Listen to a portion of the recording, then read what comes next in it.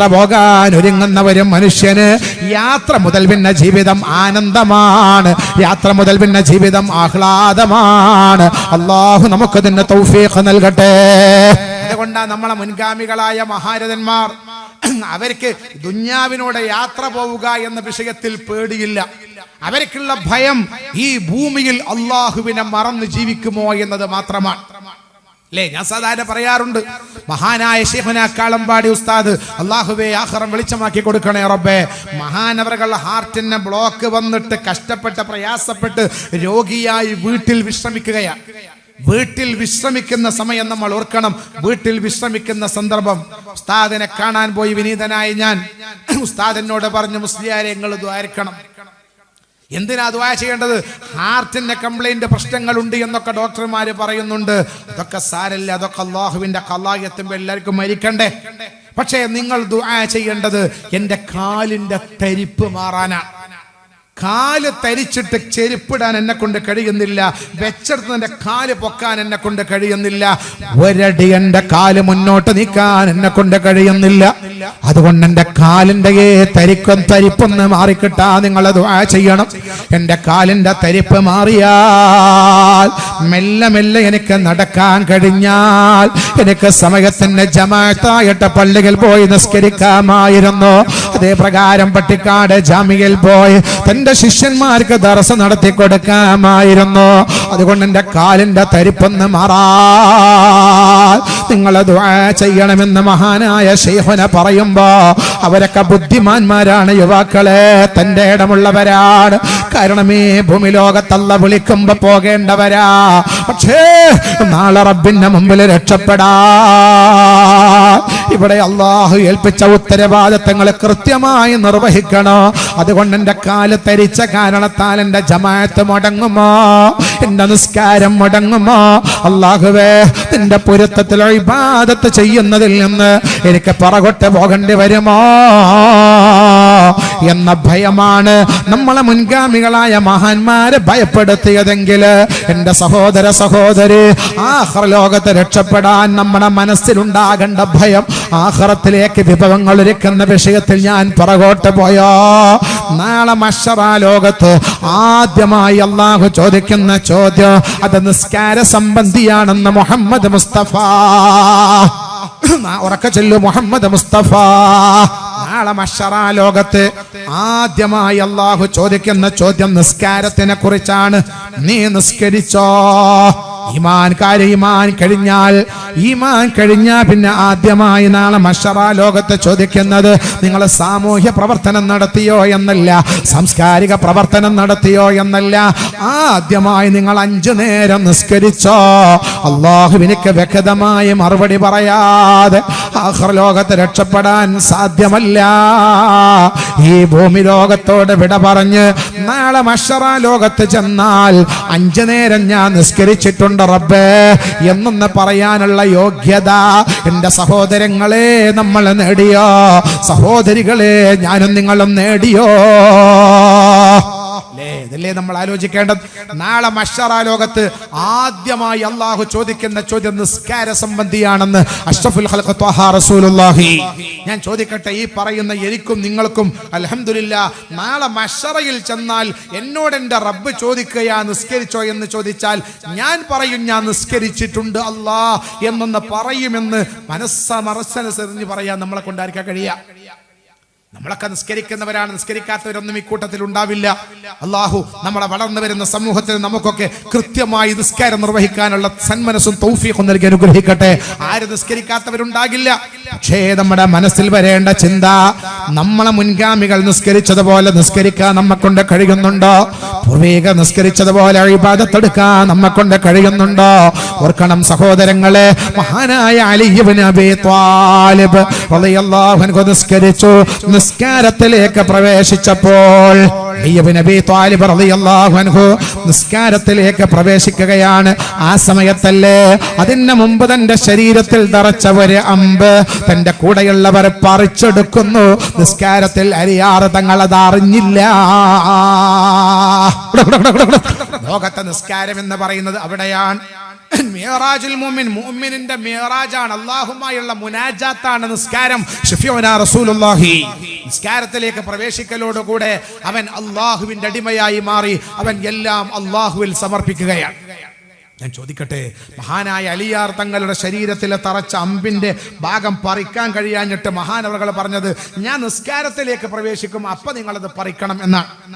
നിസ്കാരത്തിലേക്ക് പ്രവേശിച്ചു, അത് പറിച്ചു. മഹാനവറുകൾ ചോദിച്ചത് നിസ്കാരം കഴിഞ്ഞപ്പോ നിങ്ങളത് എന്തേ പറിക്കാത്തത് എന്നാ. എന്താ കാരണം? നിസ്കാരത്തിൽ അത് പറിച്ചത് അറിഞ്ഞിട്ടില്ല. ബഹുമാനപ്പെട്ട വെളിയങ്കോട് ഉമർ ഖാദി ഖദ്ദസല്ലാഹു സിർറഹുൽ അസീസ് നിസ്കരിക്കുന്ന സമയത്ത് വീടിന് തീ പിടിച്ചു, ആളുകൾ ഓടിക്കൂടി തീ അണച്ചു. നിസ്കാരം കഴിഞ്ഞപ്പോഴാ മഹാനവറുകൾ ചോദിച്ചത്, അല്ല എന്താ ഇവിടെ ആള് കൂടിയത്?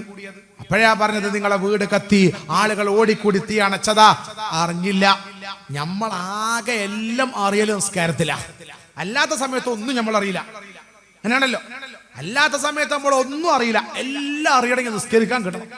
പണ്ട് രാവിലെ കച്ചവട പീടികയിൽ നിന്ന് രാവിലെ സാധനം വാങ്ങിയ ഒരാള് 11-12 മണിക്ക് വന്നിട്ട് എന്തൊക്കെ സാധനം വാങ്ങി, എത്ര പൈസ എന്ന് ചോദിച്ചാൽ മുതലാളി അറിഞ്ഞാലോ, ഞാനത് എഴുതി വെക്കാൻ മറന്നേക്കണ്, നിസ്കാരം കഴിഞ്ഞ് വന്നിട്ട് പറഞ്ഞാലോ. കാരണം മൂപ്പർക്ക് അറിയാം കച്ചവട പീടിയിൽ എന്തൊക്കെ സംഭവിച്ചതൊക്കെ നിസ്കാരത്തിന് മൂപ്പർക്ക് അറിയും. നല്ല മനുഷ്യനാ.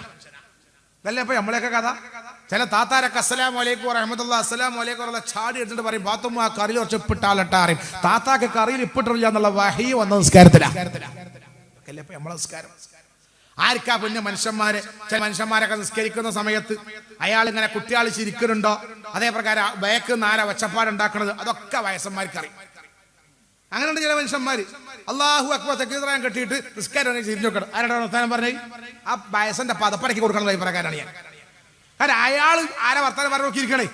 മൂപ്പർക്ക് അള്ളാഹിനെ കുറിച്ച് മുനാജാത്തൊന്നുമല്ല, മൂപ്പരെ എന്താ കുട്ടികൾ ആരാ വർത്താനം പറഞ്ഞു നോക്കല മൂപ്പർക്ക് മതി. അപ്പോൾ നിസ്കാരത്തിന് മൂപ്പര് മേശിരിയ എന്ന് പറഞ്ഞാൽ ലോകത്ത് നമ്മളെ നിസ്കാരം ഒരു കളിയായി മാറുന്ന കാലം, നമ്മളെ നിസ്കാരം ഒരു തമാശയായി. വൈലുൽ മുസല്ലീനല്ലദീന ഹും അൻ സ്വലാത്തിഹിം സഹൂൻ.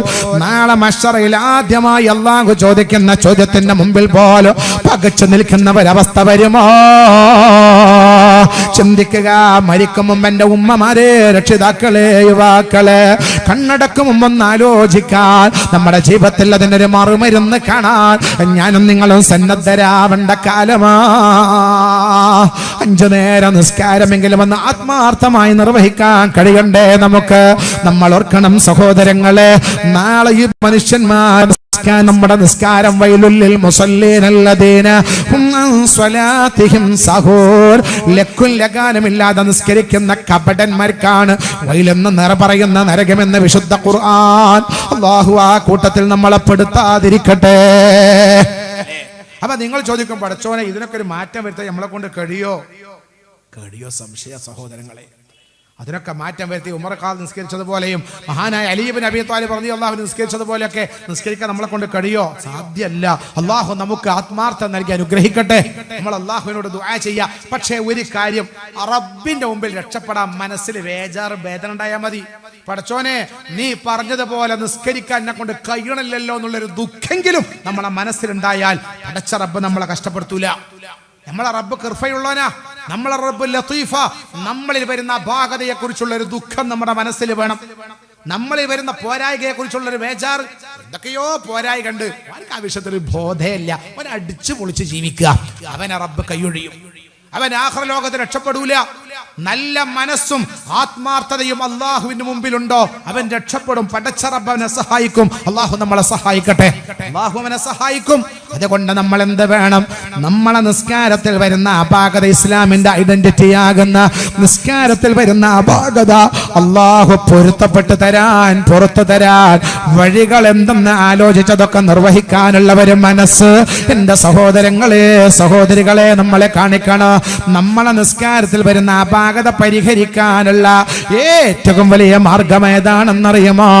ഒന്ന് ജമാഅത്തായുള്ള നിസ്കാരമാ. ജമാഅത്തായി നമ്മൾ നിസ്കരിക്കുമോ നമ്മളെ നിസ്കാരത്തിൽ വരുന്ന അപാകത അല്ലാഹു പരിഹരിച്ചു തരുമെന്ന് മുഹമ്മദ് മുസ്തഫ. ഒന്നാമത് ജമാഅത്തായുള്ള നിസ്കാരം. കാരണം എന്താ അറിയോ?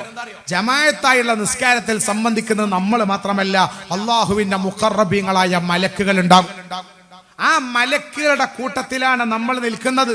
അള്ളാഹുവിന്റെ മലക്കുകളുടെ നിസ്കാരം അള്ളാഹു സ്വീകരിക്കുമ്പോൾ ആ കൂട്ടത്തിൽ പാവങ്ങളായ നമ്മുടെ അമലും അള്ളാഹു സ്വീകരിക്കും. അള്ളാഹു തൗഫീഖ് നൽകട്ടെ. നമ്മളൊരു 5000ന്റെ കെട്ട് ഒരു കച്ചവട പീടികയിൽ കൊണ്ടുപോയി കൊടുത്തു. ആ കച്ചവടക്കാരൻ ഇങ്ങനെ എണ്ണി നോക്കി 5000 റുപ്യാണ് അല്ലേ. പക്ഷെ ആ കൂട്ടത്തിൽ ഒരു 50ന്റെ നോട്ട് ഉണ്ടായിരുന്നു. എല്ലാം 50ന്റെ നോട്ടാ. ഒരു 50ന്റെ നോട്ട് കുറച്ച് പൊട്ടിയതാ, കീറിയതാ. അത് മാത്രം അതിൻ്റെ ഉള്ളിൽ നിർത്തി ഒഴിവാക്കൂല. അതിങ്ങനെ എണ്ണുന്ന കൂട്ടത്തിൽ സാരല്ല, ഒന്നല്ലേ ഉള്ളൂ, സാരല്ല, ആ കൂട്ടത്തിലാണ് തട്ടിപ്പോവും. നേരെ മറിച്ച് അതിൽ നിന്ന് ഒന്ന് മാത്രം എടുത്തിട്ട് ആ കീറിയത് പോയി നമ്മൾ പീടി പോയി സാധനം വാങ്ങിയാലോ, കച്ചവടക്കാരൻ അത് സ്വീകരിക്കില്ല. എന്തേ കാരണം? അത് പോകാത്ത പൈസയാ, അത് സ്വീകരിക്കപ്പെടാത്ത പൈസയാ. 5000ന്റെ കെട്ടിന്റെ കൂട്ടത്തിൽ ഒരു അപാകതയുള്ള പൈസ വെച്ചെടുത്തു. അത് ആ കൂട്ടത്തിൽ കൂടെയാണ് കഴിച്ചിലാവും. ജമാഅത്തായുള്ള നിസ്കാരത്തിൽ പങ്കെടുക്കുന്നത് നമ്മൾ മാത്രമല്ല, അള്ളാഹുവിന്റെ മുഖറബീങ്ങളായ മലക്കുകളാ. അള്ളാഹുവിന്റെ മലക്കുകൾ ആമീൻ പറയുമ്പോ പിന്നിലുള്ള ആളുകളുടെ ആമീൻ അള്ളാഹു സ്വീകരിക്കുകയാണ്. അതുകൊണ്ടാണ് അള്ളാഹിന്റെ പ്രവാചകർ മുഹമ്മദ് മുസ്തഫ സല്ലല്ലാഹു അലൈഹി വസല്ലമ തങ്ങൾ പറഞ്ഞത്, അള്ളാഹുവിന്റെ പള്ളിയിൽ നിന്ന് ബാങ്കിന്റെ വിളിയാളം മുഴങ്ങുമ്പോ അത് കേൾക്കുന്ന വീട്ടുകാരാ, നീ കഴിവിന്റെ പരമാവധി ജമാഅത്തിൽ പങ്കെടുക്കാൻ പള്ളിയിലെത്തണം കേട്ടോ, പള്ളിയിലെത്തണം. എപ്പോഴെങ്കിലും നിസ്കരിച്ചാ പോരെ എന്നുള്ള ചിന്ത വരല്ല. ഏതെങ്കിലും സമയത്ത് കുമ്പിട്ടാ പോരെ എന്നുള്ള ചിന്ത വരല്ല. കാരണം നിന്റെ നിസ്കാരത്തിൽ ഒരുപാട് അപാകതകളുണ്ട്. ഈ അപാകതകളുമായി നിസ്കാരവുമായി റബ്ബിന്റെ മുമ്പിൽ ചെന്നാൽ അവസാനം നീ വിരൽ കടിക്കേണ്ടി വരും. അതുകൊണ്ട് ആഖിർ ലോകത്ത് നിസ്കാരത്തിൽ വരുന്ന പോരായിക അല്ലാഹ് പരിഹരിച്ചു തരാൻ കഴിവിന്റെ പരമാവധി ജമാഅത്ത് മുടക്കല്ല. എത്രത്തോളം സഹോദരങ്ങളെ, സഹോദരികളെ, നിങ്ങൾ ഓർക്കണം, മുത്തുനബി സല്ലല്ലാഹു അലൈഹി വസല്ലമ തങ്ങൾ പറഞ്ഞില്ലേ, പള്ളിയുടെ അടുത്ത് താമസിച്ചിട്ടും ജമാഅത്തിന് പള്ളിയിൽ വരാത്ത മനുഷ്യന്മാർ. ഞാൻ ഒരിക്കൽ കരുതിപ്പോയി, ജമാഅത്തിന് ആരെങ്കിലും ഒരാളെ സ്വഹാബിയെ ഇമാമത്ത് നിർത്തിയിട്ട് ഞാൻ പള്ളികളിൽ ജമാഅത്ത് നടക്കുമ്പോ പള്ളിയിൽ നിന്ന് ഇറങ്ങിപ്പോയിട്ട് ആ പള്ളികളിൽ ജമാഅത്തിന് വരാതെ വീട്ടിലിരിക്കുന്ന മനുഷ്യന്മാരുണ്ടല്ലോ, അവരെ ഞാൻ ആ വീട്ടിന്റെ ഉള്ളിലിട്ട് തീയിട്ട് കരിച്ചു കളഞ്ഞാലോ എന്ന് ഞാൻ കരുതിപ്പോയി എന്ന് മുഹമ്മദ് മുസ്തഫ. ജമാഅത്ത് പള്ളികളുടെ അടുത്ത് താമസിച്ചിട്ടും ജമാഅത്തിന്റെ പള്ളിയിൽ വരാതെ വീട്ടിലിരിക്കുന്ന മനുഷ്യരുണ്ടല്ലോ, അവരെ വീട്ടിന്റെ ഉള്ളിലിട്ടിട്ട് ഞാൻ കത്തിച്ച വീടും അയാളും കൂടി കരിച്ചു കളഞ്ഞാലോ എന്ന് ഞാൻ കരുതിപ്പോയി എന്ന് മുഹമ്മദ് മുസ്തഫ സല്ലല്ലാഹു അലൈഹി വസല്ലം. എന്തായിരിക്കും ഇത്ര വലിയ ദേഷ്യം, ഇത്ര വലിയ പ്രയാസം? ഇത്രയും നിസ്കാരത്തിൽ ഉന്നതമായ സ്ഥാനവും പ്രതിഫലവും ലഭിക്കുമെന്ന് പറഞ്ഞിട്ടും ജമാഅത്തിനെ കൂടാതെ വീട്ടിലിരിക്കുക എന്നതൊരു അഹങ്കാരിക്കല്ലാതെ കഴിയില്ല. അതുകൊണ്ടാണ്. പക്ഷേ പെണ്ണുങ്ങളും കുട്ടികളൊക്കെ ആ വീട്ടിന്റെ ഉള്ളിലുണ്ടല്ലോ, ഞാൻ വേണ്ടെന്ന് വെച്ചു എന്ന് പറയുന്ന അള്ളാഹുവിന്റെ ഹബീബ്, ഞാൻ പറയുന്ന കഴിവിന്റെ പരമാവധി അള്ളാഹുവിന്റെ കോടതിയിൽ രക്ഷപ്പെടാൻ എന്റെ സഹോദരങ്ങളെ കൃത്യമായ ജമാഅത്തായിട്ട് നിർവഹിക്കാനുള്ള മനസ്സ് ഞാനും നിങ്ങളും കാണിക്കുക. ഇന്ന് നിസ്കാരം മുടക്കാൻ ഇബ്ലീസ് വരുന്നില്ല. എല്ലാവരും നിസ്കരിക്കുന്നുണ്ടല്ലോ, എല്ലാവരും നിസ്കാരിക്കാത്ത ആളുകൾ ഇപ്പൊ ഒന്ന് കുറവാ. അധികം ആളുകൾ നിസ്കാരക്കാർ. അള്ളാഹു നമ്മുടെ നിസ്കാരങ്ങളൊക്കെ സ്വീകരിക്കട്ടെ.